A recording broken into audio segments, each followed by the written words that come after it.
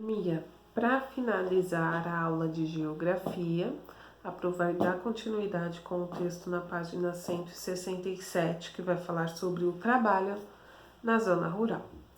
O trabalhador no campo geralmente dedica-se às atividades ligadas à terra, ao trato de pomares e hortas, à criação de animais, à fabricação de tijolos e a pequenas indústrias e outras atividades. Mesmo com muitos avanços tecnológicos, os trabalhadores do campo também utilizam instrumentos e ferramentas simples, como enxada, foice, machado, o arado, puxado por animais. Igual está mostrando aí na página 167, né? São trabalhadores fabricando tijolos em Olaria, fica na Ourilândia do Norte, no Pará. Esta imagem aí é de 2016, certo? Então, para relembrar, né? O trabalho na zona rural, eles trabalham com criação de animais, fabricação de tijolos, pequenas indústrias e as outras atividades. Eles tratam de pomares e de hortas. E as ferramentas que eles mais utilizam são enxada, foice, machado ou arado puxado por animais.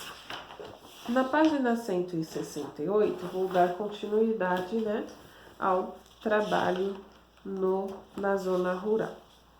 Nos locais em que há mais recursos, o trabalho dos lavradouros ou agricultores é feito por máquinas modernas como colheitadeiras, adubadoras e semeadeiras, né?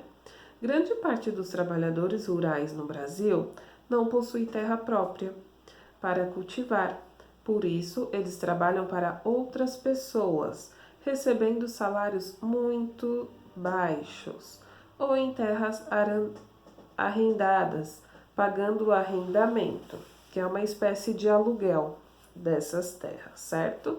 Por isso lá na parte que a Pro falou, né, sobre a vida das pessoas, né, no campo, né, as condições de vida, muitas pessoas deixam de viver no campo para vir para a cidade, né, e ter uma vida melhor, porque lá o salário deles, né, são bem menores do que as pessoas que vivem na cidade. Outro problema, né, que a Pro acabou de citar é o desemprego.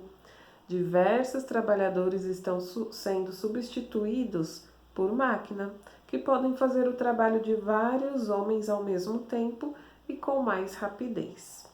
Há também os trabalhadores que vendem suas pequenas propriedades como sítios para grandes fazendeiros que querem expandir seus negócios.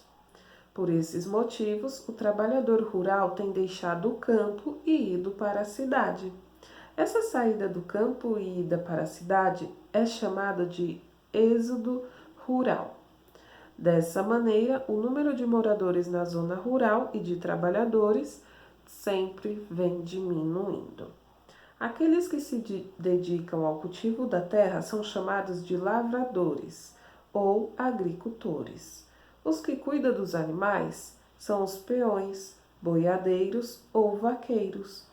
Os vaqueiros ordenham o leite das vacas e das cabras. O fazendeiro é o dono da fazenda. Quando ele tem uma grande criação de gado, é chamado de pecuarista, certo?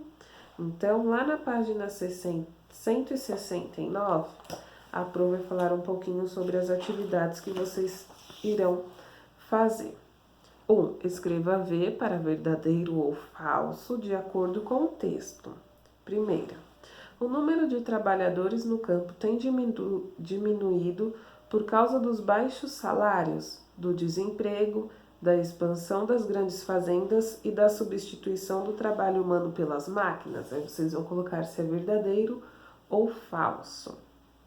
Aqueles produtores que se dedicam ao cultivo da terra são chamados de pecuaristas.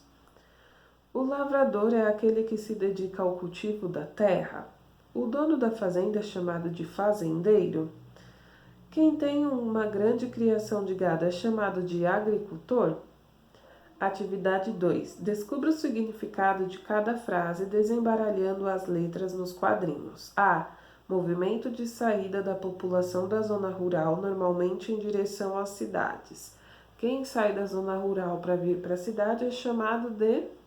Vocês vão ter que desembaralhar, né, a palavrinha aqui e descobrir. E também está lá no texto. E a Pro também citou aqui no vídeo. B. Pessoa que vive na zona rural e trabalha no cultivo da terra e na criação de animais.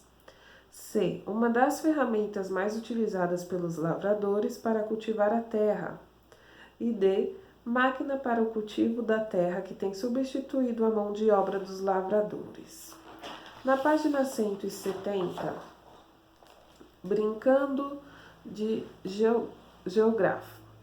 Observe o mapa e faça o que se pede. Aqui tem o mapa do Brasil, culturas permanentes, manga, uva e café, certo? Então, tem alguns lugares aqui, né, que tem a cultivação dessas frutas. E vocês vão responder aqui as duas perguntinhas que tem. 1. O que os ícones utilizados no mapa representam?